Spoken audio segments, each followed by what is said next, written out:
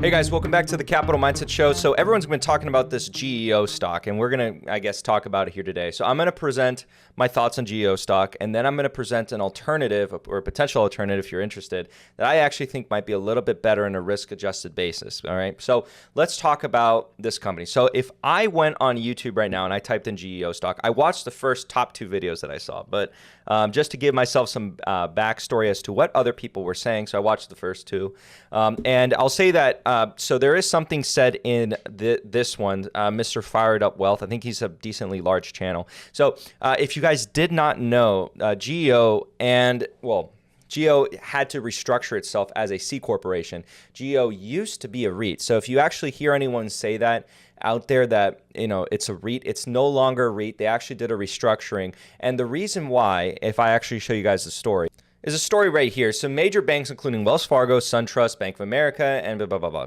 they are no longer lending to private prisons. So in lieu of this event, the private prison companies, particularly GEO and CXW, decided to change their structure from a REIT, so a REIT real estate investment trust, to that of C corporation. What this allows them to do is, if you actually look at the rules of a REIT, which we'll explain right now, is we can look at this sheet. So this is actually coming from the SEC itself, and then we can see here it's pretty straightforward. So we have to distribute, right? Must distribute 90% of its taxable income to shareholders annually, and then also 95% of its gross income must derive from real estate or anything else like that. And yeah, so we also have to have, well, the other part doesn't matter, but focusing on that, why is that important contextually for GEO and CXW? Well, if they can't borrow money in order to get more capital, because remember, at the end of the day, a business needs to acquire capital to fund its operations, to fund various investments. What can we do? Well, we can restructure ourselves into a C Corp, which allows us to select how much capital we provide to our shareholders in the form of dividends or buybacks. And instead, we can retain that capital, pay down the debt, have more cash on hand to make those necessary investments. Now, we are basically restricted in the form of leverage, right? We can't leverage up our operations anymore, which is unfortunate for a company, but at least you can retain your capital in order to do so. So that is why they elected to get out of a REIT structure status. And so we can see that together, or today, now they are C corporations. And so GEO in particular is actually down 4.15% here today. It is trading at a market cap of just under $1 billion, and we see a P ratio of 15.72. Actually, from here on out, because of the restructuring, you actually would like to use the P ratio here. You don't want to do that for REITs. We've discussed REITs in the past. This is not a REIT dedicated video, but it was important to discuss that at the beginning of the video to give you guys some context on this. Okay, so with GEO, they are actually, let's go to their website so you can kind of get a feel for this. And I know the point, I will just say, a lot of you are Xing the stock immediately just because of moral reasons, or, you know, invest only in what you like. You know, don't force yourself to be involved in anything. So you can kind of go through their website and see what they're all about. They have correctional facilities. They have a bunch of other businesses that are basically all geared towards that correctional institutions. So they work for the government. They have various contracts with governments and states. And there has been some changes in the political winds, but from what I gathered, from what I read into, there's nothing really big that has changed. So the federal government has said something, but, you know, the federal government institutions are finding ways around it because they can't replace these guys as of yet. And there are a lot of complexities that we have to actually, we won't have time to delve into in this video. And in fact, I think they're more, you know, controversial, if anything, but it is what it is. We can believe whatever we want to believe. The facts are what the facts are, that currently at the present moment in time, they can't really get rid of these necessities, right? The government needs their facilities. Okay. And in fact, when they're selling them to them, we'll talk about this. Going over their balance sheet. So the balance sheet has changed a little bit, but something that I want to highlight, and this is, we've talked about this plenty of times with other REITs, but basically in real estate, when we kind of deal with the book value of the real estate, it's very different from the market value of the real estate. So we have the market value, the book value, all accounting jargon, blah, blah, blah, blah, blah. But basically you go on their balance sheet here and you're like, okay, they have about $2 billion in property. Not necessarily, because that's not necessarily what it's worth. That's just the accounting value that we've kind of done. That's why it says net. So net, and we don't actually know what they're actually going to receive for that, but that's assuming, it's, well, not assuming, it is after the depreciation expenses. So accumulated depreciation is in there and it's accounted for. And if we kind of think about it from that perspective, it is actually worth more than what they have there listed. Okay, so just keep that in mind. They have been selling the properties to some, well, here and there to the government, and they've been making a killing off of them relative to what, they have it held on the balance sheet. So in reality, there's a lot of unlocking value here. If you look at it, if you think about it from a liquidation standpoint, I think in totality, the value of the real estate could be anywhere from $2 to $3 billion, more so in the $3 billion.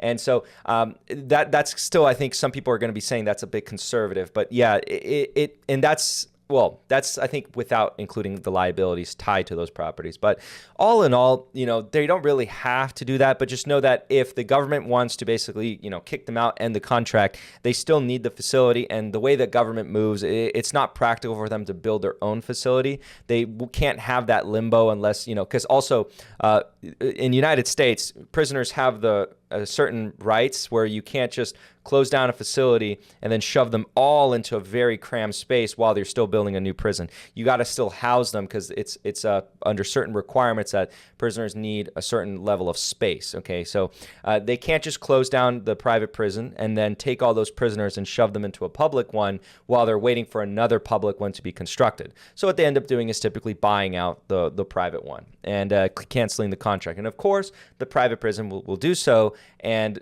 of course, it's going to be higher than the book value because, of course, book value and market value, I hope you guys understand it, is completely different. All right. Anyways, so going off over some of this other stuff, we do see that cash and cash equivalents, it seems rather high. Let's go down to the debt portion. And we see that long-term debt is sitting at $2.5 billion. And then this is something I'm going to highlight. So put a pin in this. This is going to be the main problem with GEO Group is the debt. And remember, they're having a difficulty rolling over that debt. They just went through a restructuring agreement with the debt. They gave their shareholders an option in order to perhaps exchange the debt for cash and some notes, etc. You guys can actually look into that a little bit more. But the point is, over the short term, that's not going to be a problem. It's just an overhang on the stock. And that is what the management is going to be focusing on over the next decade, is kind of reducing that debt pile. Okay, so if we go over to the income statement, we do see that, okay, we're looking at it from the 6 months ended and the 3 months ended. We do see that from the previous year, revenue is actually rising, sales are rising. And again, they have long-term contracts with a lot of government agencies, a lot of states, a lot of federal agencies as well. There are some policies that they're not allowed to renew, or certain elements within the government are not allowed to renew contracts, but they still have standing contracts. And so you're still dealing with that quagmire. So there was a lot of sentiment, I think, priced into the stock. And this is where this is making the news. It's because it is the only stock that Dr. Micheal Burry holds within his portfolio. Okay, he sold out of everything. Now, keep in mind, it may not necessarily be that he's entirely bullish. The size of the portfolio right now, it was over, I think it was $160 million. So people need to highlight this. This is very important because if you're hearing it the other way, it makes it sound like he's super bullish. Okay, it makes it sound like he's going all in on GEO. That is not the case. And remember, when you use 13F filings to, match your investments to a super investor, you're looking at the past. A 13F filing is not daily updated, okay? So keep that in mind. And he's not putting 100% of the capital into one stock. He has about $3 million in GEO Group, okay? So that represents a small itty-bitty portion in the totality of his portfolio or capital that he controls. And it could, for all intents and purposes, just be a metaphor. For all we know, he's just investing in GEO Group because he's saying the only thing that will go up is the crime rate, for example. So if we look at some other parts, like, we see, okay, on Seeking Alpha, this article, it's the first thing I saw. So Micheal Burry, 13F filing for June, quarter reveals that he sold his entire portfolio except GEO Group. So it makes it sound as if, okay, he's just betting big on this. Not necessarily. And I don't know if this person really talks about that. I hope they do, because they should mention the size of it within his portfolio. So let me see here. But if we kind of look at, okay, they're going over the investment risks and stuff like that. I don't really see, I mean, he probably does, so I don't know if he fails to mention it or not, but yes, he sold out of everything. Warner Bros. Discovery, Meta, Alphabet, everything. And this is where Micheal Burry has been saying that, okay, we're in the mother of all bubbles, and this is going to, this is a bad thing. It's going to happen, guys. All right. So anyways, I'm not here to tell you yes or no that that's going to happen. That's not the point of this video. Now, another stock that I'm going to refer to is this one. So this is one, if you're so inclined to invest in this sector, you'd be remiss if you didn't consider Core Civic. So Core Civic, in my personal opinion, if I was forced to invest in either of these companies, I would probably be picking Core Civic, personally. Okay, so why would I think this? Okay, so let's go to some key aspects. Well, if we look at Core Civic, they've already gone through the restructuring. They were actually first to do so. So GEO came after Core Civic in changing or restructuring their business model to that of a C corporation. And again, remember, referring back to what that changes is the ability for them to retain capital to invest in the business, pay down debt. Okay, so why would I choose Core Civic? So the business model is pretty much the same. And if I go here and I go back to the investor relations, so let me, because I'm lazy, I'm just going to look it up. Okay, so investors there. And I click on this and I go to the SEC filings. Okay, so let me go to the SEC filings there and I go to the 10Q. Let's pull it up in the PDF. All right, so if we go to the financial statements, the consolidated balance sheet, we're going to see a very similar story. Okay, so real estate related assets, we have property, plant, equipment, and they tell us the accumulated depreciation. So net of accumulated depreciation of $1.6 billion. Very, very, very important. So that is not what they paid for the property. That is just the book value that they have there, and it is net of accumulated depreciation of $1.6 billion. So this one has about a market valuation. If, let's say, they've appreciated in value since what they paid for it, it's going to be about $4-ish billion. Okay, so that's going to be pretty nice for a market cap of about 2.35 billion US dollars. Now, they are the larger player of the two, and you could say that GEO has more room to run to kind of catch up to CXW. But CXW has a premium, and it's a well-deserved premium because if we go down to the debt or the long-term portion of debt, we do see that it is coming down. It is substantially less than that of GEO Group of about, $2.5 billion. We have about $1.1 billion. Well, actually, let's not guess with it. We have it right here. So let's go to the balance sheet again, and then we see the long-term debt is sitting at 2.5 billion. All right, so that was right, 2.5 billion. So here we're at 1.1 billion. So the risk is substantially less for Core Civic from a debt perspective, okay?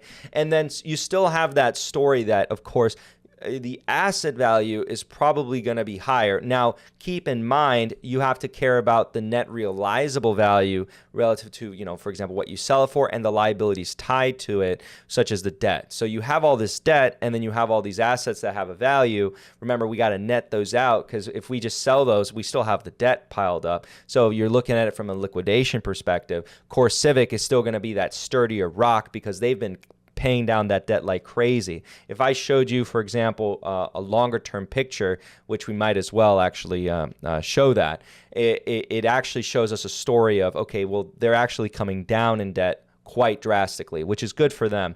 This management team has been diligent about that. So if I had to pick between the two, and again, some of you have already dismissed this already, but you just look at it from an academic perspective, just like entertain the concept of it. All right, academically, you're looking at these two.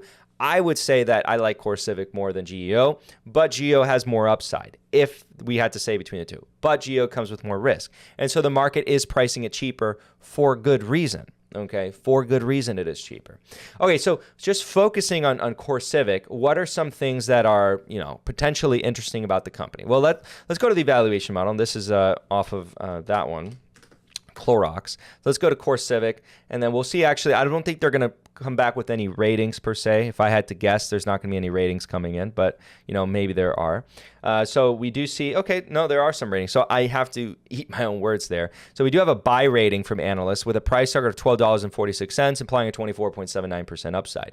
It looks stupendously cheap, but let's actually throw in like a crazy margin of safety right off the bat. Okay, so we do see that we don't really need to expect much growth for things to make sense. We're not too far off of a price where we don't have to expect any growth whatsoever. And they are planning on doing more and more buybacks because their debt levels are coming down handsomely. Currently, the Altman Z-score and the model zone measure are kind of questioning whether or not it's at risk of bankruptcy. But at least it doesn't say yes, okay? So that's the bright side. Now, they used to have a dividend, okay? So they used to have a dividend yield. They don't have a dividend anymore, okay? They got rid of the dividend, so they don't have that anymore. Same with GEO Group. So if you looked at both of them and you still think, or you still see a website that's pulling in a dividend, they don't have a dividend anymore. Okay, so the tangible book value, this is kind of important. So with this measure, we're going to actually care about a little bit in this case because we're looking at it from a liquidation perspective too. Why not? And it comes out to about 11.3. I think that's a little bit off. I think that's off by quite a bit in terms of what's actually there because it's going off of its carrying value, not necessarily its market value. So with its carrying value, it is selling below that. But with its market value, it's probably much higher. I'd say probably close to $20 to $30-ish if everything goes right. Things could go wrong, but if everything goes right, that's maybe where it's going to lie. Let's be a little bit more conservative. Let's say, let's go with the tangible book value. Okay, so let's just go with what is recorded on the books. And if we're going off of that, we're still below that right now, which makes it actually quite interesting. Now, again, revenue is expected to come down. Cash flows are expected to rise. And we see shares outstanding have been rising over time. But remember, that's from its REIT days. So let's go over GEO Group. It's the same thing. So GEO. And again, this is the Micheal Burry stock. That was the non-Micheal Burry stock. And we're going to see more or less what it's kind of saying. So also has a buy rating, implying a 35.18% upside. So more upside potential according to analyst measures. And we do see some ratings here on the side. We do see some buy ratings, some neutral ratings, some overweight ratings. We don't see any underweight ratings there. So that's interesting. Okay, so then going off of some other things, again, they don't have a dividend yield anymore. They do not. And we do see, okay, what's the tangible book value? About 1.13. Okay, so that's probably a little bit off, but go off of the book value. They have a substantially greater amount of debt. Okay, so keep that in mind. And I think their book value of the property is a bit lower or about the same as core Civic. So keep that in mind there. Revenue is expected to come down and has been coming down since about 2019.